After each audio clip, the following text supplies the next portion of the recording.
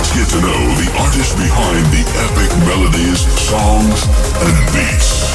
Celebrating the best new music from around the world. This is the A State of Trance podcast. Hey, what's up? My name is Ruben Onde, and this is a brand new A State of Trance podcast. And we have a special guest in the studio today, Adam Turner, aka Farius. Hi, Ruben. How are you doing, man? Good, very well. Thanks for having me back here. Yeah. It's nice to see you again. And it's the second podcast that we are recording. If you want to hear the previous one, which is pretty much a talk about the whole history about Farius, your journey to get where you are right now, except the last year, of course. And what else was in there? Your stories about the label. So if you want to check it out, I think it's called A State of Trance Podcast 1144, something like that. So if you want to check that out, check it out. Because today we're going to talk about a lot of other things, because you are here for a very special reason. Your album got released 2 weeks ago, Synapse. Yeah. Congratulations, first of all. Thank you. Yeah, it's really nice it's out. Yeah. Finally. You know, you know what it's like when you put so much time, effort, love, energy, sweat, blood, tears, everything into it. It's a really nice feeling. Yeah, because the last album was released in 2020. Doesn't mean that you started your process already back then into making this album. I'm talking about, of course, about from the start, the album. Good question. I don't know. I feel like this one, I needed a break from after the last one. You know, some artists, they go, I'm thinking of people like Estiva and other guys I know, that they go straight from doing one album into like I got to do another one. Estiva is a machine. I know. Yeah. But for me, I needed a break. I was very, very drained of like musical energy after that one.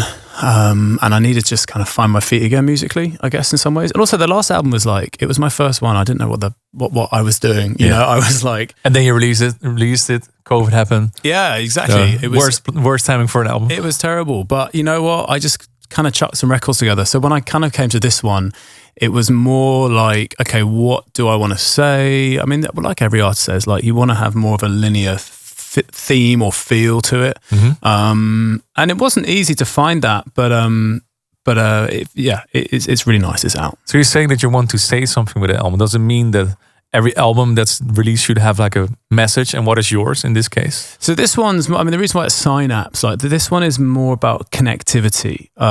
When I sat down to think about what I wanted to say, I thought, well, what am I about? And I think what I am best at is connecting with people, and what I love when I play shows is watching the connectivity between the crowd, where they connect with each other, they connect with me, they connect with the music. I should have called it Connect, but that's been done already. Very Corsa released an album last week called Connect. So I was kind of thinking, like, you know, that was the theme that I went into the album thinking about.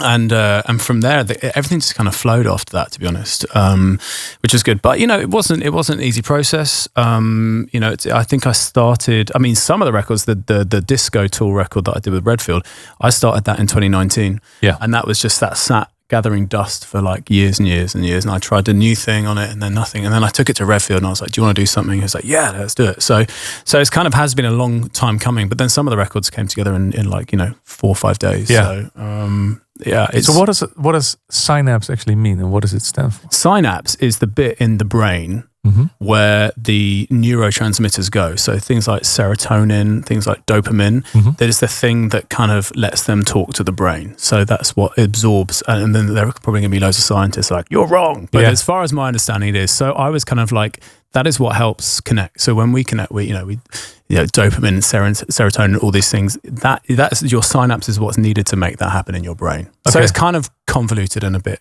complicated, but I wanted to... It's the TikTok trigger in your head. Yeah, exactly. There you go. I should have just said that. Yeah, TikTok trigger. So, okay, that makes a lot of sense. So Synapse, the album, it got released on November 15th. Blood, Sweat and Tears. When I heard it for the first time, or have to say I didn't hear it in full because I was listening on Beatport. Yeah. Because you can listen to these little previews. And I'm like, preparing for this show, I need to make sure to know what the album is about a little bit. So I was listening to all these previews and I'm like, hey, this is super diverse. What happened here? So that's the thing, like, you know, you try and tell a story, you try and have like a linear line of what you want to do, but then when it comes to the studio, you want to you don't want it to sound the same. That's what I found difficult on this one. Yeah. But I think for me, the what I wanted to do was, it's been very difficult because I live in London. I'm from London. I'm from the UK, but not necessarily the music that I produce and have produced under Farius for the last 5-6 years doesn't necessarily resonate in London that much. But I wanted to take influence of what I have grown up listening to. So disco, house, drum and bass, and of course trance as well. And I wanted to kind of give it my own spin, I guess, in a Farius way. I guess I've kind of been caught between trying to write music that works really well in places like America, places like Europe, but also isn't so out the box for somewhere like the UK. So like drum and bass is huge in the UK. And actually watching what Ferry's done with drum and bass, watching the Sub-Focus John Summit record, I was like, I think I can do something here. I've always been a massive fan of it. As long as it's melodic, it's uplifting. And I feel like that particular one on the album, the last track, it's called Is It Love? It's like trancey drum and bass. It's like big Farius stabs, but with that was a whole different process. Like technically, like mixing it was like a minefield. But yeah, just, you know, a variation in genres. Why was it a minefield? Because you got to do it differently. You talk you know about it like it's really really hard to mix it down because it's a different craft. So, or how do you see that? It is. I think the clue is in the name. It's drums and it's bass. Yeah. And when you make trance, it's like synths and melody and like the groove. For me, all of my other records, like the groove comes from like the arps or like the rhythm of the melodies, and you don't really have to worry too much about the drums for me. So when I came to this, I was like, oh, I really need to think about how I'm going to get these drums right to the front of the mix and get the bass really coming through. And I actually, you know, I've got a few friends in the drum and bass world. I really picked their brains and took their advice, and I was really, really grateful for that. It's just a different approach. I kept pushing the stabs and the melodies all the way to the front, and I was like, oh, but I'm missing the drums, and you need the, you know, do you know what I mean? It was, that's why it was different. So when I heard the preview of the album, there was two things that pop up in my mind. I'll start with the first question. Are you afraid that fans are going to be confused about having such a diverse album? That's the first question. And the second one is, do you think an album like this would have been possible 10 years ago? Well, in answer to the first one, I think there's a potential for that, but I think I would rather them be confused and go on that journey with me than coming back and saying, oh, everything just sounds the same. Yeah. Because then there's no growth for me as an artist. There's no growth in the relationship with fans as well and where I'm going and what I want to do. So yeah, potentially you've got tracks like Human with Eric Lumiere, which is full on commercial trance, you know, very for the American market. And you've got, you know, Disco Tool, which is, you know, super kind of UK vibe, that kind of, you know, progressive disco stuff. So I totally get that. But like I say, I didn't want to put 12 tracks together that just sounded like the same or just sounded like records from the last album as well. And in answer to the second question, I don't know. I feel like, what are we, 2024? I feel like in 2014, I think dance music was very different. And I think I love the fact that genres cross over. It feels like, for me, a lot more now than they did back then. Yeah. If I think to 2014, which was like, what, Martin Garrix, you know, all those kind of sounds. There was such a dominating sound within dance music. I think now there's more scope to do that. And I'm really grateful to be doing this album in 2024. Yeah. The reason why I'm asking is because when I listen back to albums that were released in, let's say, pre-COVID times, I always feel like pretty much all the albums were just an artist releasing 10 sort of the same kind of tracks. And what I really feel like at the moment, you mentioned already that certain artists are also doing drum and bass. Even Dom Dollar just recently did a drum and bass track. So do you think genres are disappearing? I hope so. I actually hope so, because I've never been a big fan of genres. I think a lot of the reason why we've become so bogged down in genres is to do with streaming platforms and music stores, which they do have to. They have to kind of put somewhere so the user can go, okay, I want to listen to this. You know, we all know on Beatport there's such a variation even within the trance genre of what it raw and hypnotic, or you know, or mainstay, main floor, exactly. That's it. I think genres are still there. I mean, you can differentiate drum and bass from deep house, right? So I think in that respect, like they're still there, but I'm grateful that people are more open-minded. I feel like people are more open-minded. Yeah, they are. But even look at your radio show. You guys don't just play trance. No, you play everything, which is. But what is trance? I don't want to answer that question. No. I'll get because no one knows the comments on this podcast. I don't know. It's such a broad thing because I was actually discussing this yesterday. Sorry for jumping topics all the time because I think this is an interesting one. Because when I started out listening to trance music, this was 1998, 1999, something like that. If you would hear a set, let's say from Trance Energy, Marco V at Trance Energy, or DJ Jurgen, or you had Brian, what was his name? DJ Cross. They were all playing. Well, they called it trance, but it was techno. There was some clubhouse. There was some, I don't know, there was all kinds of things all over the place. And somehow, I don't know how, but in the years after, let's say that's around 2010, this typical cookie cut uplifting stuff was the only trance alive, according to a lot of fans. And I feel like 15 years after that, it's finally coming back to where it was in 1999. Yeah. And that's what you see, that a lot of artists are going back to the records that were released 25 years ago and playing it in their sets, even unedited, still the old vibe, because that's the core of the sound. That's how I see it. Do you know what? But also, I totally agree. I love that now people aren't afraid to say the word trance. I think if I was sat in this chair in even 2016, 17, there was still stuff that sounded trancey. Maybe not the 140 stuff, but stuff that had trance influences. And I remember, I'm sure you do, when you get promos and you read the blurb, it's like, fast melodic house, or like they would do everything to not say trance. Not say trance, and even like broadcasters, and I'm thinking particularly in the UK, would do everything to skirt around the fact this is trance. Yeah. And now we're here and people are saying it's trancey, it's uplifting, it's this, it's that. And I'm like, thanks, that's great, And you see that Kiki, for example, is embracing that she's a trance DJ. And you have Marlon Hofstad, DJ Daddy Trance. Yeah.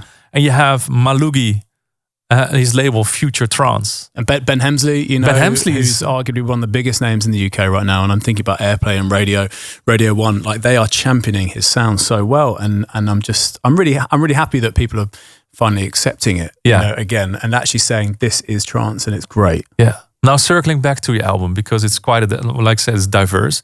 How do you make sure that even if we're not talking about genres, that genres disappeared and they're still there, how do you make sure that Is It Love or Is This Love is reaching the people that love drum and bass?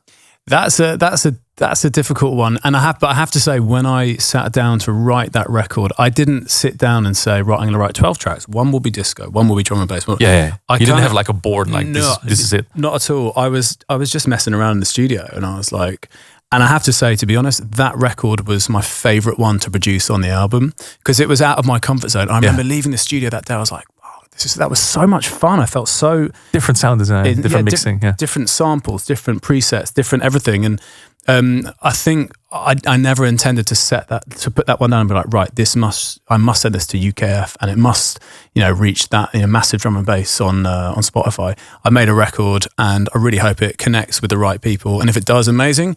If not, then I'll listen back to it in 40 years' time and be like, yeah, I made a drum and bass record.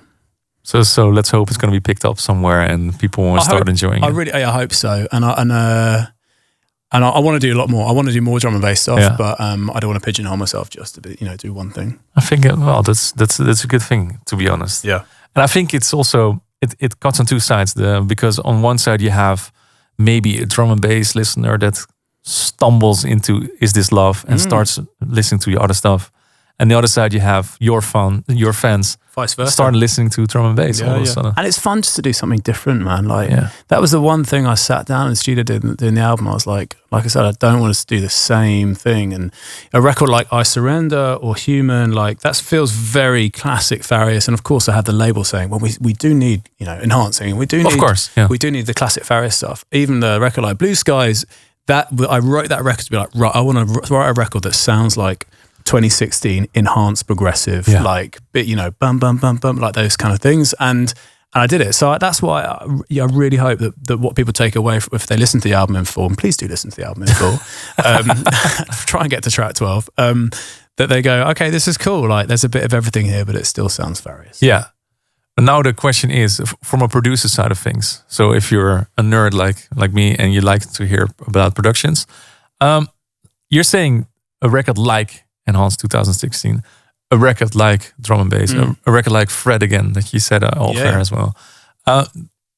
Does that mean that how do you work in the studio like that? Do you have like reference tracks that you gather first and then you start creating the sounds around it, or is it something that you have in your head and you're like, okay, this is how I want to have it sounding, or how do you approach to create a track that's not necessarily, your typical sound? I definitely take inspiration from other people. So I will listen to a Ben Hemsley record and say, I want to write a record like that. I listen to a Fred Again record and say, I want to write a record like that. And what I do is I go in and I listen to a lot of those artists, and I'll say, not to copy them, but just to take influence. And I think we all do that, right? Of course. We all do that. And I think from a production point of view, I'm not changing anything hugely. I'm still going into my same sample bank, my same sample packs, using the same synths. I'm not, because I know what I work best at and I know where my strengths are.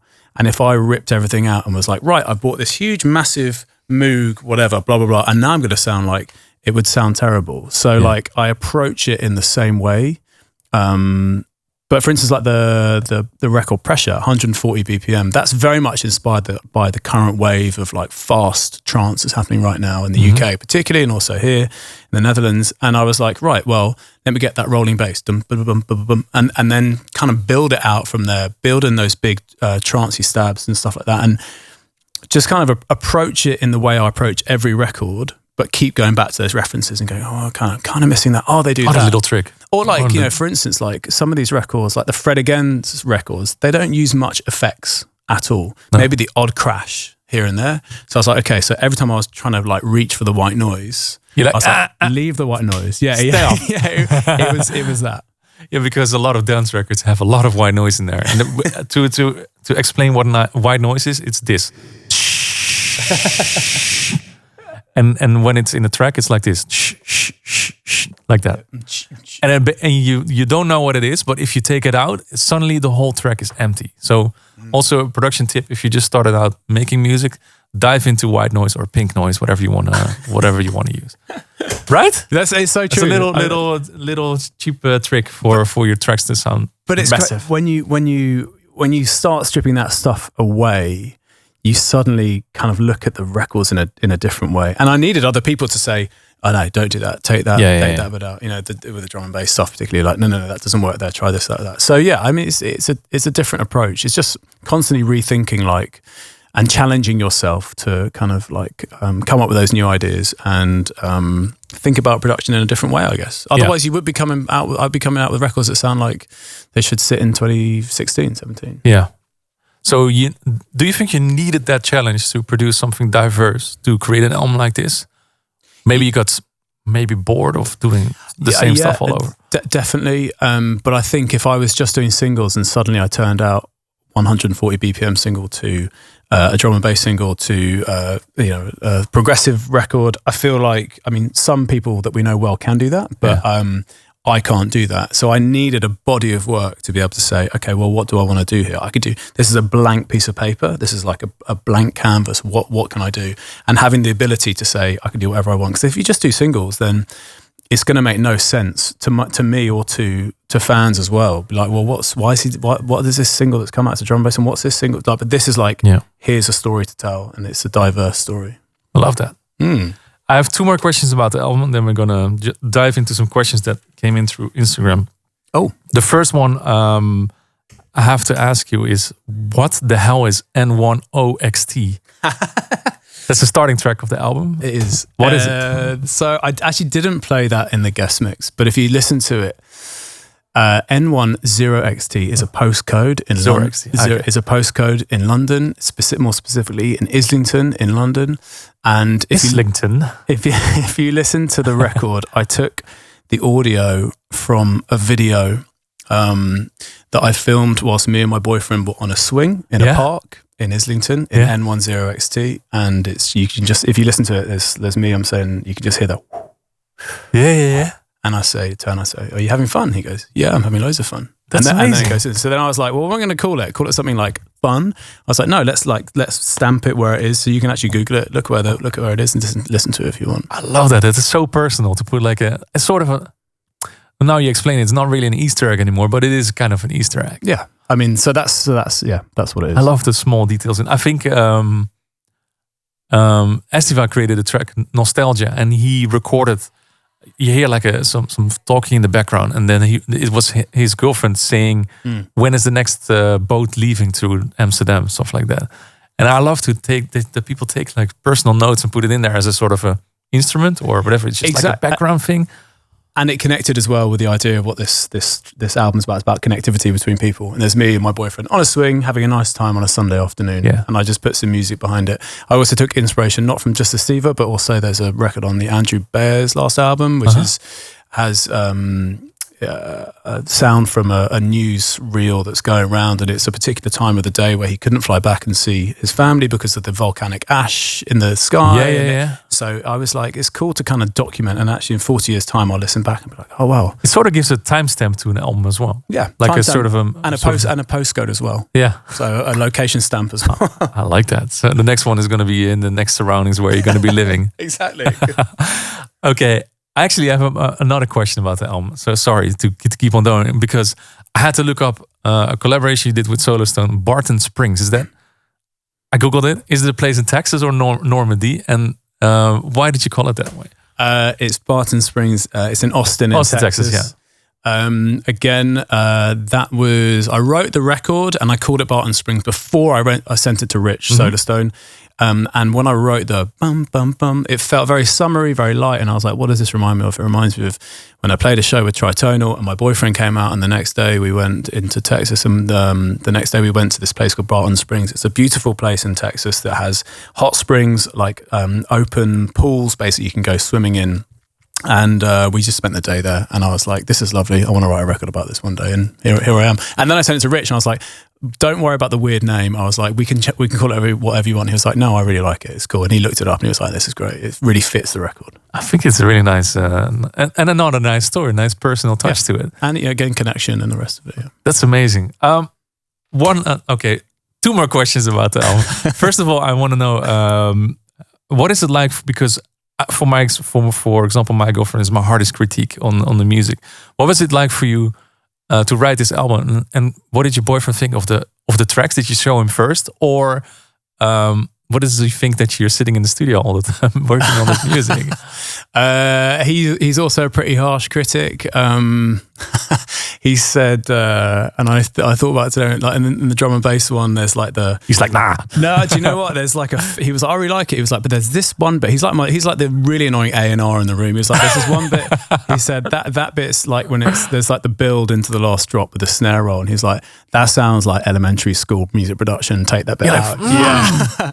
But he's pretty chill about me spending time in the studio. You know, I've been producing music longer than I've been with him, so I think when he signed up to be with me, he knew what he was getting into. So fair enough. Unless sometimes when if I spend the whole weekend, then I'm in trouble. But sometimes you have to, you know, that's the itch that you have, to be in the studio. All right, this album is out of the way. It's released. The last one got released in 2020, so this is 2024. Does it mean the next album is going to be in 2028, or is it something that you already started working on, or are you going to do an album at all? Do you know what? I don't know. It takes a lot of energy, a lot of time. There were moments during this album where I was like, I like get out of this, chuck it in the bin and try something else and get out of dance music. Like it really taxes you emotionally sometimes, like trying to put all this together. It won't be 2028, but I'm, as I said earlier in this interview, like I'm not the person who jumps straight into the next album straight away. I need some time. I need some time to think and times to just rest a little bit and get the inspiration back, and learn new tricks. I need to learn. I want to get into new synths, get into new styles of production, and see where it can go. So when you finished this album, when did you finish it? When was it delivered? Like, hey guys, hey Will, listen, the album is done. I would say probably I missed the deadline. That's why the vinyl is coming late. But I think it was the end of November, first week of October. First week of October, okay. Did you go into the studio after that? or you just left it alone for a little bit? I have been in the studio because it kind of like, it was nice to do that, but then I got calls from my agent saying, you haven't done records for Future Sound of Egypt yet, so can you do another one for them, and blah, blah, blah, blah, blah. So I'm being whipped by Taj. Taj, if you're listening, thanks. Well, that helps out a lot, to be honest. You have a little push in the back sometimes. Yeah. Now, another subject, because we leave Synapse behind for a minute, is, of course, Enhanced Sessions, your weekly radio show. I have to say, it is amazing to see how much it has grown in the last year. Thank you. So first of all, congratulations on the new studio. It sounds amazing, it looks amazing, and I love tuning into it as well. What is the next step for Enhanced Sessions? Because I see there's a live audience coming in sometimes, and tell us about it. We're just watching what you're doing and we're copying. No, I'm joking. Well, no, we're not. It doesn't feel like that at all. So okay, that's good. Yeah, no, you know what? It was definitely the next step to take with that show. I mean, it's been amazing. I think I've done that show now for 4 years, pretty much. I've done however many number of episodes it is. It was, I really love sitting down and doing the voice tracks and the other one. But it was like, okay, if we want to take this to the next level, we've got to really step up and put more time and effort and energy in. And it coincided with Enhanced moving to new studios in the UK, in London. And we had the ability to do this. And Will, top of the label at Enhanced, he wanted to invest and say, this is what we can do. And we think we can grow in that way. And it's been amazing. It's a lot more work than it used to be. Yeah. I used to just sit in a studio for 30 minutes and bash out some voice things and then forget about it. But I feel more invested in it now, and I feel like it keeps me motivated musically. It keeps me right on the edge of what we're doing, in terms of music. We're not just playing, whereas before maybe Enhanced Sessions was just playing Armada and Junior Beats, Future Sound of Egypt. Like, we're playing cool other stuff as well and trying to be musically diverse. I think that's where it's going, in answer to your question. More musically diverse. You always have the constraints of copyright and stuff like that, as you know. But I think that's where we're going with it, and I have an incredible team around me there. Some, as you do here as well, like some really talented people who really help me with the show. I mean, it's a huge team effort. I always say, I'm the front, I'm the face of it, but that show doesn't happen without the people behind it. Yeah, it's very true. I think the biggest difference as a host, I would say, is that you have to listen to the tracks. Yeah, because 100%. Like when we did A State of Trance in Ableton before, mixing it was like bang on really fast. You would like cut out tracks even without listening to them sometimes. And then suddenly now you're in the studio, you have to listen to everything. Yeah. And suddenly you hear like tracks that you didn't expect to be so good. And the other way around also, that you think, hey, this is a banger track. You listen to it in full and you're like, it's so true. Could have skipped this one. That's so true. I sometimes say to my producer Lewis, I'm like, yeah, no, let's leave this one out. Or that, as you say, you discover records, and I've taken them now and put them in my sets because I'm like, I love that one so much. Wow, Whereas actually, I may have not played that drum code record before I heard it in the radio show. Yeah. So yeah, 100% agree with that. Yeah. So it's nice to see. Are you because sometimes you're doing Kiss FM, you're taking it over as well. Is there room for other spaces to explore as a radio host as well? I love radio. I was a kid who, I don't know about you, but I was a kid who sat in my bedroom recording like little voice links and recording, pretending I was on my local radio station. I've done it my whole life. I've always been somewhere in broadcast. It gives me, I would say, it genuinely gives me more pleasure being on the radio than writing music. Yeah.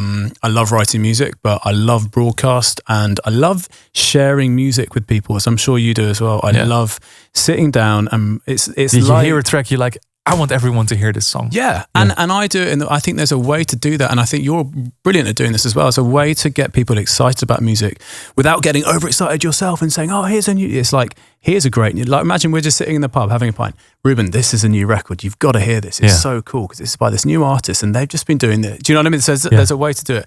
I love being on the radio. I would love to do more. Whenever the availability and the possibility is there. I love covering Ben Malone on Kiss, and if those opportunities arrive, then that's fantastic. So yeah, anytime you want me to cover you, let me know. You got it. What is actually the last track that you were so excited about that you wanted to share with people straight away? Let's say you forwarded a link to certain friends. Hey, check this out. Probably my own record, the album. No, I'm joking. Plug. Oh God, you've really put me on the spot there. There's there was one record. Who did I send it to? Somebody ages ago. The trouble is now I send it to people and they're like, please stop sending us music. Like we know you work in dance music. There was There was one record on Drum Code. It was by a Japanese duo, Pseudo, called Mercury. It was so good.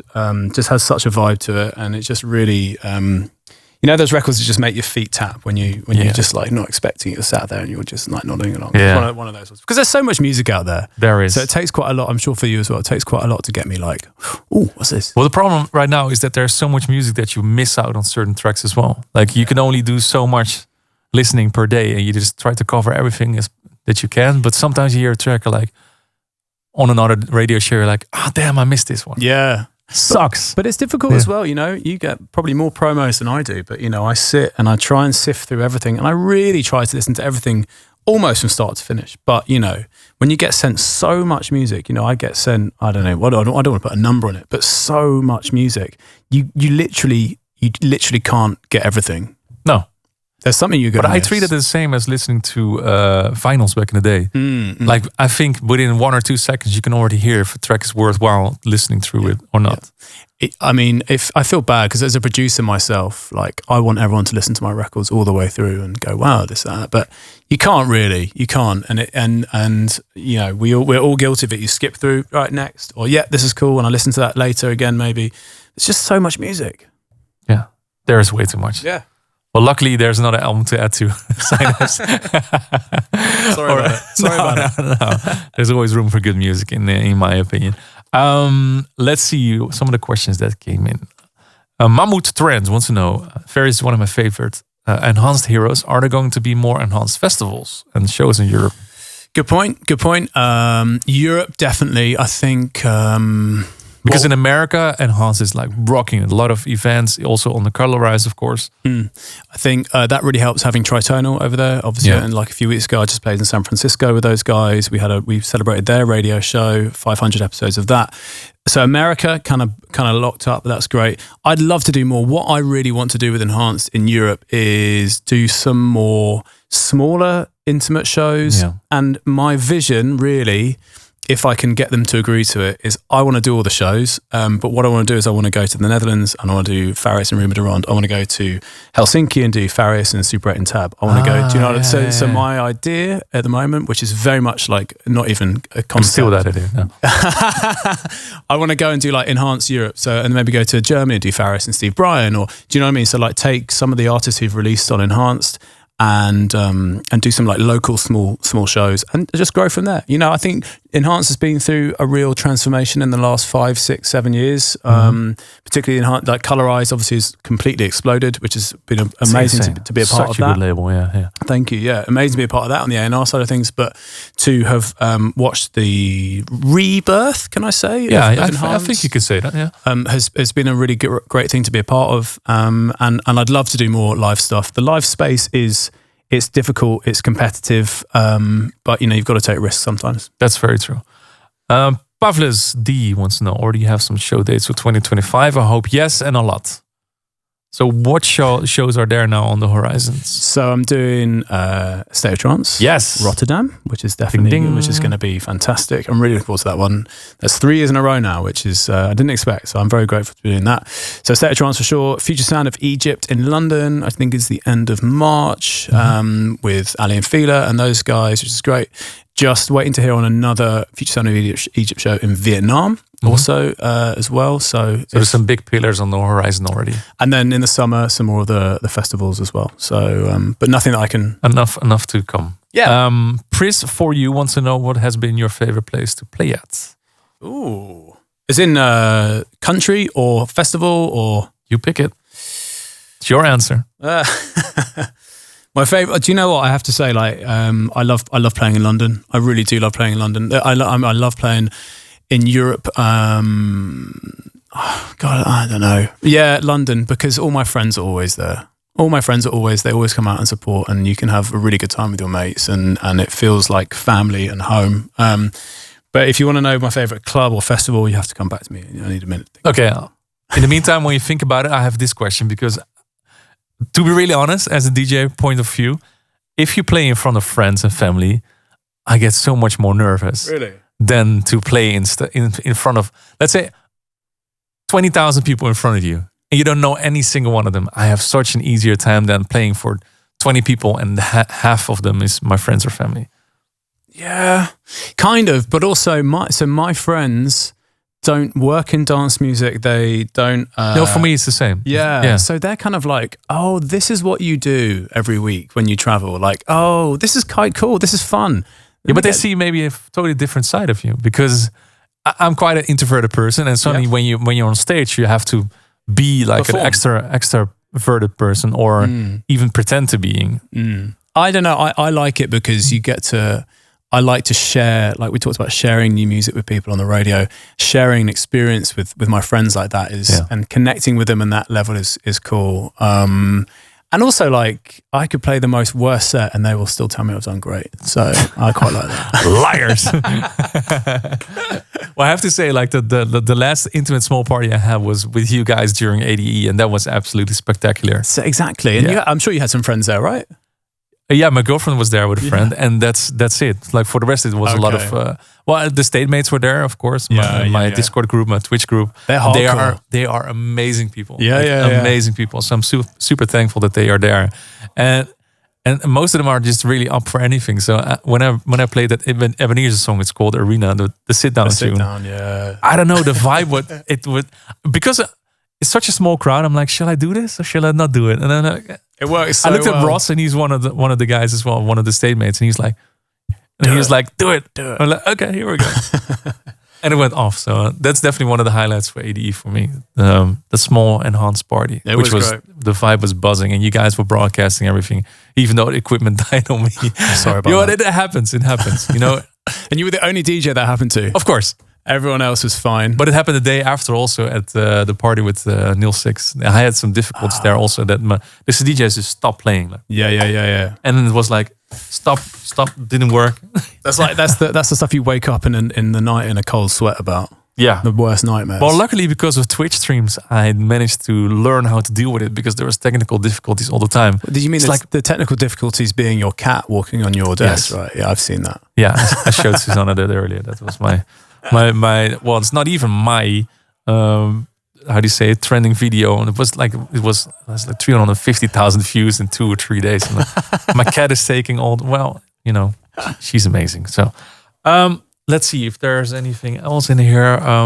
Diego Casinha. I heard how your son has evolved. Who are your current inspirations in electronic music?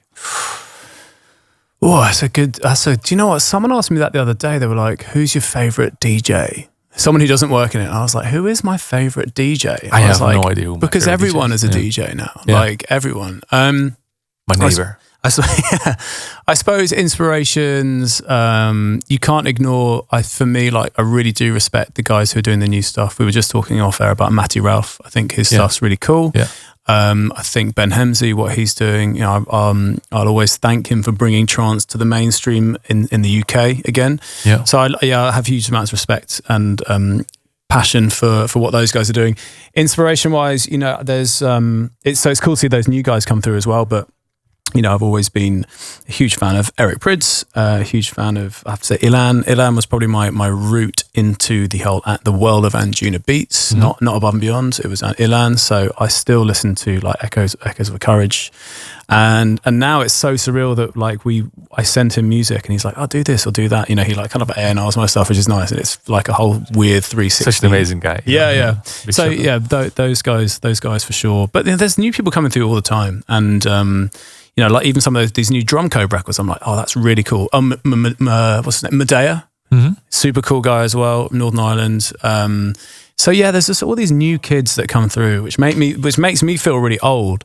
But I quite like to listen to their stuff and take inspiration from what they're doing. And all they're doing is taking inspiration from previous stuff as well. Yeah. Like Hannah Lang and stuff, you know. Yeah. She's making stuff that her parents listened to when they were 20s and now she's 20, you know. So it's kind of, it all comes full circle. Yeah, that was one of the things when they came in. Actually, when Hannah was here in the studio during Amsterdam Dance Event, we were asking the same thing and she was just saying, I'm just playing the stuff that my parents were listening to when I grew up. Same with Ben Hemsley. Yeah. When he was here for the first, he was just buzzing around and he didn't pop up like he did right now. And he was saying the same thing. My mother used to listen to these God's Kitchen Gatecrasher compilations when I was 4 or 5 years old. Yeah. You're like, oh my God. You feel old, right? And then he's like, this is my inspiration. This is what I love to do. So I think we're only at the beginning of a whole new generation that is bringing in all these old school 1999 sounds. And I think it's super exciting. It's really cool to see it. It's great to see it coming back. Just that this particular the fun sound, in music is back. It does feel like that. But also, how fast does it get before it gets too fast? That's a question for you, because it's getting faster and faster. And now we're kind of getting into the drum and bass territory of 170 and upwards of like where does it, I don't know, when does it reset and go back down to deep house? I think Farius right now is on 145, 146, something like that. So for me, that's a little bit fast paced, but. Do you know, I was just in the studio a few weeks ago with someone who actually works a lot with Hannah Lang and those guys, and we did a record at 160. So we'll see what happens with that. Okay, interesting. So there you have the first singles that are coming up in the near future.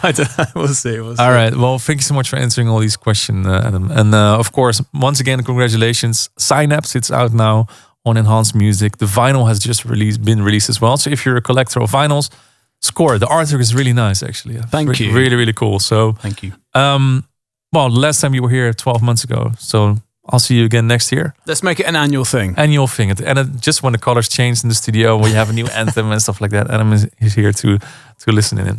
Thanks so much for answering everything. Thanks for having me. And thanks so much for watching this podcast. Next week, we're going to be back with Farius, of course. And then the next podcast is going to be with Factor B. If you have any questions for him, drop them here in the comment section. Otherwise, I'll see you next time. Bye-bye. Thank you for tuning in. Check all previous episodes on YouTube or your favorite podcast portal.